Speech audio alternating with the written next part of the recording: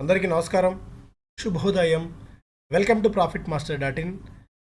So Pushpa సినిమాలో ఒక dialogue ఉంది, వెంకన్న స్వామి ఈసారి నా వెనకుండినవా చాలా పెద్దోడిని పొడుస్తాను.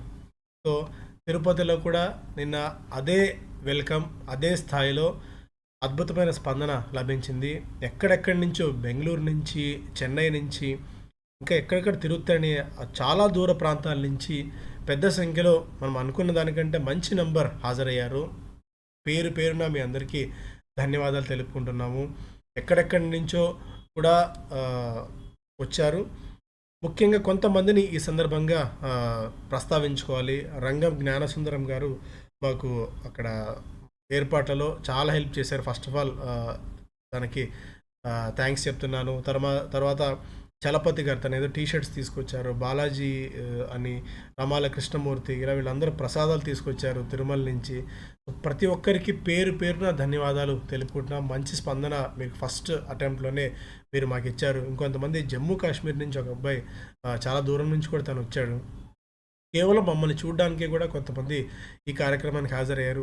గతంలో హైదరాబాద్లో అలాగే విజయవాడలో మన వర్క్షాప్స్ ఏర్పాటు చేసినప్పుడు అక్కడ వచ్చిన వాళ్ళు కూడా మళ్ళీ తిరుపతిలో మీరు పెట్టారన్న ఉద్దేశంతో వచ్చామని చెప్పి వచ్చిన వాళ్ళు చెప్పారు. సో మీ అందరికీ పేరు పేరున ప్రతి ఒక్కరికి ధన్యవాదాలు తెలియజేసుకుంటున్నాం. సో ఇలాగే మీ మద్దతు, మీ ప్రేమ మాకు లభించాలని కోరుకుంటూ సో కార్యక్రమాన్ని మొదలు పెట్టుకుందాం.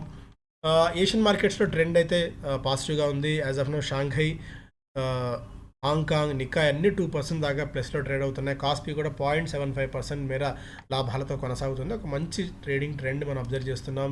సో యూఎస్లో కూడా లాస్ట్ ట్రేడింగ్ సెషన్ పాజిటివ్గా క్లోజ్ అయింది. సో జాక్సన్ హోల్ మీటింగ్లో వడ్డీ రేట్లు పెరగాలి, వడ్డీ రేట్లు ఎక్కువగానే ఉంటాయని చెప్పి ఆల్మోస్ట్ మనకి యుఎస్ అండ్ యూరోప్ నుంచి వచ్చిన సమాచారం. జెరోమ్ పవెల్ గారు కూడా అదే మాట చెప్పారు. బట్ ఆల్రెడీ దీన్ని మార్కెట్ దాదాపుగా డిస్కౌంట్ చేసేసిందని చెప్పుకోవచ్చు. సో మేజర్గా మనకి నెగిటివ్ ఎఫెక్ట్ ఇమ్మీడియట్గా ఉండే అవకాశాలు అయితే ఏం లేదు. సో పాజిటివ్ ఓపెనింగ్ కోసం మార్కెట్స్ అయితే సిద్ధమవుతున్నాయి. ఆయిల్ బ్రెంట్ క్రూడ్ $84 దగ్గర ట్రేడ్ అవుతుంది. గోల్డ్ $1943 దగ్గర ట్రేడ్ కావడం చూస్తున్నాం. China halves stamp duty on stock trading. So stock trading పెంచడానికి, ప్రాఫిట్స్ మరింతగా పెంచుకోవడానికి, జనాల్లో హ్యాబిట్ని మళ్ళీ పెంచడానికి స్టాంప్ డ్యూటీని 50% చైనా తగ్గించింది. స్టాక్స్ ఇన్ న్యూస్ పరంగా రిలయన్స్ ఇండస్ట్రీస్ ఏజిఎం ఉంది. దీంతో మార్కెట్స్ అంటే ఎలాంటి ప్రకటన కోసం ఎలాంటి ప్రకటన నా కంపెనీ నుంచి వస్తాయని చెప్పి మార్కెట్స్ ఆసక్తిగా ఎదురు చూస్తున్నాయి. గిఫ్ట్ నిఫ్టీ 47 పాయింట్స్ ప్లస్లో ట్రేడ్ అవుతుంది. సో పేటీఎంలో చైనా జెయింట్ యాంట్ఫిన్ 3.5% వాటా విక్రయించింది. వేదాంత ఆర్బిట్రేషన్ గెలుచుకుంది. 9,545 crores worth of arbitration. IDFC first bank BCCI title sponsorship గెలుచుకుంది. బ్రాండింగ్ మరింతగా పెరుగుతుంది. బీఈఎల్కి 3,289 కోట్ల రూపాయల ఆర్డర్స్ వచ్చాయి. అదాని ఎంటర్ప్రైజెస్కి సంబంధించి తర్వాత డీటెయిల్గా మనం మాట్లాడుకుందాం. ఎంఎస్సిఐ గ్లోబల్ ఇండెక్స్ నుంచి బయటికి రాబోతుంది, దాని గురించి కూడా మాట్లాడుకుందాం.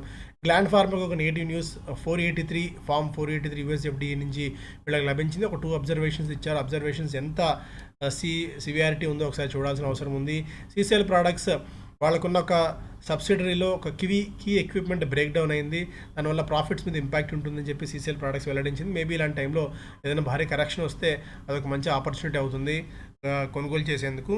జిఆర్ ఇన్ఫ్రాకి 3,637 crores ఆఫ్ ఆర్డర్స్ అయితే వచ్చాయి. ఎకనామిక్ టైమ్స్ ఫస్ట్ పేజ్లో ecommerce FMCG demand for EVs in super fast lane. So మనం చాలా ఫాస్ట్ అడాప్షన్ చేసుకుంటున్నాం ఈవీస్ విషయంలో. So ecommerce companies and FMCG companies కూడా చాలా ఫాస్ట్గా కాస్ట్ కటింగ్ డౌన్, ఇనిషియల్గా కొద్దిగా ఎక్కువ ఉన్నప్పటికీ తర్వాత రికరింగ్ ఎక్స్పెన్సెస్ తక్కువ ఉంటాయి కాబట్టి ఎఫ్ఎంసీజీ అండ్ ఈ-కామర్స్ కంపెనీస్ వాటి మీద దృష్టి ఎక్కువగా పెట్టాయి. సో ఫస్ట్ పేజ్లో ఇది. సన్ఫార్మా డారో ఫార్మాని బై చేయాలని చెప్పి ప్రయత్నాలు చేస్తుంది. మళ్ళీ కొనుగోళ్లు మొదలుపెట్టింది Sun Pharma. Nifty likely to see further down side. So maybe ఈ పాయింట్ ఈ రోజుకి వర్తించకపోవచ్చేమో. మేబీ మిడ్ సెషన్ తర్వాత ఒకసారి యాక్టివిటీ ఏమైనా చేంజ్ కావచ్చేమో. ఎందుకంటే కొన్ని కీ లెవెల్స్ని బ్రేక్ డౌన్ చేసి మార్కెట్స్ కిందికి దిగడం అయితే మనం చూసాము. స్టాక్స్ పరంగా చూస్తేనేమో రెలిగేర్ బ్రోకింగ్ చెప్తున్నది యాక్సిస్ బ్యాంక్ అవుట్ పర్ఫామ్ చేస్తుంది ప్రైవేట్ బ్యాంకింగ్ స్పేస్లో. భారతీయ ఎయిర్టెల్ కొద్దిగా రీబౌండ్ అయ్యే అవకాశం ఉంది అని చెప్పి. ఫెడరల్ బ్యాంక్ ఫ్రెష్ బ్రేక్అవుట్ వచ్చింది. వాల్యూమ్స్ స్టాక్ పెరుగుతుంది కాబట్టి దీన్ని రాడార్లో పెట్టుకోవాలని చెప్పి సూచిస్తోంది. గోద్రేజ్ కన్స్యూమర్ 100 EMA పైన దగ్గర ట్రేడ్ అవుతుంది కాబట్టి అవుట్ పర్ఫామ్ చేసే అవకాశం ఉంది ఈ ప్యాక్లో, ఎఫ్ఎంసీజీ ప్యాక్లో అని. పర్సిస్టెంట్ కన్సాలిడేషన్ ఫేజ్ ని ఎండ్ అయిపోయింది. స్టాక్ పెరిగే అవకాశం ఉంది. IEX has fail to cross resistance 135 రెసిస్టెన్స్ని క్రాస్ చేసి పైకి వెళ్ళలేకపోయింది కాబట్టి మేబీ కొద్దిగా డిప్ ఆర్ కరెక్షన్ వచ్చే అవకాశం ఉంది ఐఈఎక్స్లో అనేది రెలిగేర్ చెప్తున్న మాట. అండ్ స్టాక్స్ పరంగా అషికా ఇంజనీరింగ్ చెప్తుంది, Federal Bank, JB Chem, JBM Auto, వాస్టర్ డిఎం, BLS, PG Electroplast, LTI, V Guard లాంటివి స్ట్రెంగ్త్ కనబరచవచ్చు రాబోయే రోజులు అనేది వీళ్ళు చెప్తున్నా.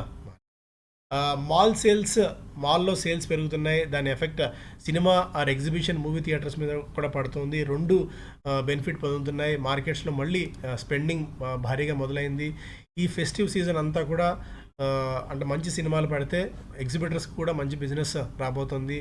మాల్స్ బిజినెస్లో ఎవరైతే ఉన్నారో, రియల్ ఎస్టేట్లో, కమర్షియల్ రియల్ ఎస్టేట్లో ఎవరైతే ఉన్నారో ఇక్కడ నుంచి కొద్దిగా ఈ 1 or 2 quarters వాళ్ళకి మంచి ప్రాఫిట్స్ ఉండే అవకాశాలు ఉన్నాయి. బజాజ్ హౌసింగ్ ఫైనాన్స్ లిస్ట్ కావడానికి, హెచ్డిబి ఫైనాన్షియల్ అలాగే టాటా క్యాపిటల్ లిస్ట్ కావడానికి మనకు 2 ఏళ్ళు సమయం పట్టే అవకాశం ఉందన్నట్టుగా వార్త. సో జైలర్ ఒక్క సినిమా సన్ టీవీ అదృష్టాన్ని మార్చేసింది. దాదాపు 2 నెలల్లో 40% మేర స్టాక్ పెరిగింది. ఇంకా ఒక 24% మేర అప్సైడ్ ఉంది పొటెన్షియల్ అనేది ఒక వార్త. All time high hit 4-year high దగ్గర స్టాక్ ట్రేడ్ అవుతుంది. బట్ ఒక నెగిటివ్ న్యూస్ ఏంటి అంటే ఓవరాల్గా మీడియా బిజినెస్ అనేది ఇక దానికి పెద్ద ఫ్యూచర్ లేదు. అది కొద్దిగా నెగిటివ్ ట్రెండ్లోనే ఉంటుంది. బట్ ఇలాంటిది ఏదైనా సర్ప్రైజ్ వచ్చినప్పుడు కొద్దిగా పెరగడం తప్ప ఓవరాల్గా ఈసారి వీళ్ళు వాల్యుయేషన్ ఇచ్చిన అంశంలో ఈ సన్ రైజర్స్ ఏదైతే హైదరాబాద్లో ఉందో ఐపీఎల్ ఇది దానికి ఒక కొద్దిగా వాల్యుయేషన్, అండ్ జైలర్ సినిమా నుంచి ఒక 600 కోట్ల రూపాయల దాకా మార్కెట్ అయింది. అదొక కొద్దిగా వాల్యుయేషన్ కూడా యాడ్ అయింది. కాబట్టి సన్ టీవీకి కొద్దిగా మేబీ షార్ట్ టర్మ్లో అప్సైడ్ ఉండే అవకాశం అయితే ఉంది. ఫండ్ మేనేజర్స్ టీడీ పవర్ మేనేజ్మెంట్ని కలిశారు. ప్రమోటర్స్ మధ్య డిస్ప్యూట్, అసలు ఏంటి మీ పంచాయతీ అని తెలుసుకుందామని. అయితే మొన్న కరెక్షన్లో కొన్ని కంపెనీస్ కూడా ఈ స్టాక్ని బై చేశాయి. సో టీడీ పవర్లో మేనేజ్మెంట్ టజిల్ని కొద్దిగా గమనిస్తూ ఉండండి. ఏదన్నా కరెక్షన్ వచ్చినప్పుడు ఆపర్చునిటీ కూడా దీన్ని తీసుకోవచ్చేమో. సో ప్రతి వారం చెప్పే ఒక మ్యూచువల్ ఫండ్లో ఈసారి ఐసిఐసిఐ ప్రూవ్ని స్మాల్ క్యాప్ని రికమెండ్ చేస్తుంది. ఈటీ వెల్త్లో దాని గురించి డీటెయిల్డ్గా ఇచ్చారు. సో మంచి పర్ఫార్మెన్స్ని కనబరుస్తున్న ఫండ్ ఇది. లాస్ట్ 1 yearలో మనకి 24.53 ఆల్మోస్ట్ 25%, 3 yearsలో 37%, 5 yearsలో 20% నికరంగా సిఏజిఆర్ ఇచ్చిన ఫండ్ ఇది. స్టాక్స్ పరంగా చూస్తే ఎలాంటి స్టాక్స్లో సెక్టార్స్ పరంగా services, health care, capital goods, materials, కన్స్ట్రక్షన్లో ఇది వీళ్ళ పోర్ట్ఫోలియో. స్టాక్స్ పరంగా Cyient, Inox, PVR Inox, EPL, KIMS, Rolex Rings లాంటి కంపెనీస్లో ఎక్కువగా పోర్ట్ఫోలియో కంపెనీ ఉంది. కొద్దిగా రిస్క్ తీసుకున్న వాళ్ళకి మేబీ ఒకసారి కన్సిడర్ చేయొచ్చేమో. ప్రతి వారం ఇచ్చే ఒక స్టాక్ రికమెండేషన్లో భాగంగా కోల్ ఇండియా అని చాలామంది అనలిస్ట్ ఇచ్చిన స్టాక్ని వీళ్ళు ఇక్కడ ఒక కన్సాలిడేటెడ్ బేస్లో ఇచ్చారు. డివిడెంట్ మంచి డివిడెంట్ ఇస్తున్న కంపెనీ.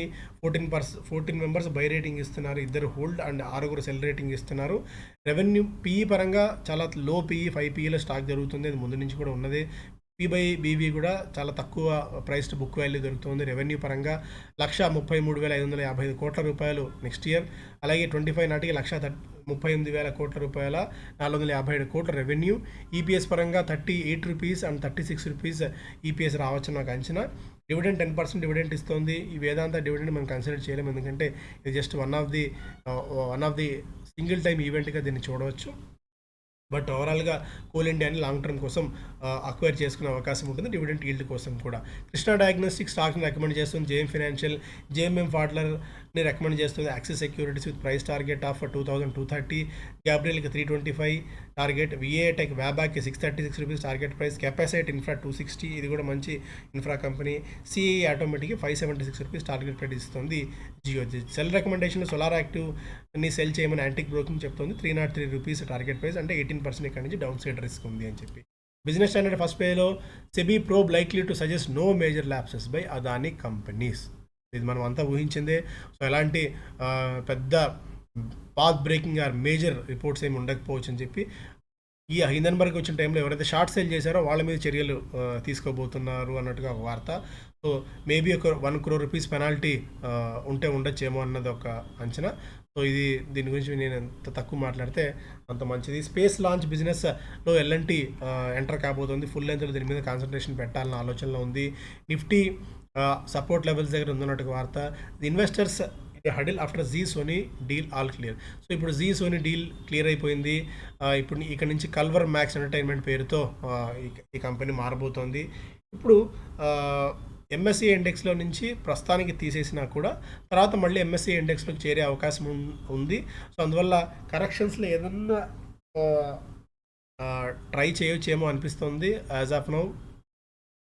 విష్ణుప్రకాష్ మనం ఆల్రెడీ మొన్న కూడా మాట్లాడుకున్నాం. దీనికి గ్రే మార్కెట్లో 50% దాకా ప్రీమియం ఉంది లిస్టింగ్ టైంలో. క్రాప్ ప్రొటెక్షన్ కంపెనీస్ బంపర్ ప్రాఫిట్స్ని ఈసారి Q2లో చేరుకోవచ్చని, మంచి ప్రాఫిట్స్ని ఈసారి ఇవ్వచ్చని అంచనా. మెయిన్గా యూపీఎల్ లాంటి కంపెనీస్ అవాయిడ్ చేయడమే బెస్ట్ అనేది కొన్ని బ్రోకింగ్ కంపెనీస్ చెప్తున్నాయి, యూపీఎం అండ్ శారదా క్రాప్కమ్ లాంటివి. సో మిగిలిన కంపెనీస్ కొద్దిగా రాడార్లో పెట్టుకోండి. Nearly half of basmati exports, rice exports మీద పన్ను విధించింది, అధికంగా డ్యూటీ విధించిన నేపథ్యంలో $1,200 కంటే టన్ను తక్కువ ఉన్న ఎగుమతులు చేసే కంపెనీస్ ఏవైతే ఉన్నాయో రైస్, ఆ కంపెనీస్ కొద్దిగా ఇంపాక్ట్ అయ్యే అవకాశం ఉంది. ఎందుకంటే $1,200 పర్ టన్ కంటే ఎక్కువ ఉన్న కంపెనీస్ మాత్రమే ప్రస్తుతాన్ని ఎగుమతి చేసే అవకాశాన్ని ప్రభుత్వం కల్పించింది. సో ఈ లెక్కన జిఆర్ఎం ఓవర్సీస్ లాంటి కంపెనీస్, కొన్ని కంపెనీస్ ఎఫెక్ట్ అయ్యే నెగిటివ్ ఎఫెక్ట్ అయ్యే అవకాశాలు ఉన్నాయి. సో ఇవి major updates. Thank you so much. Have a great day.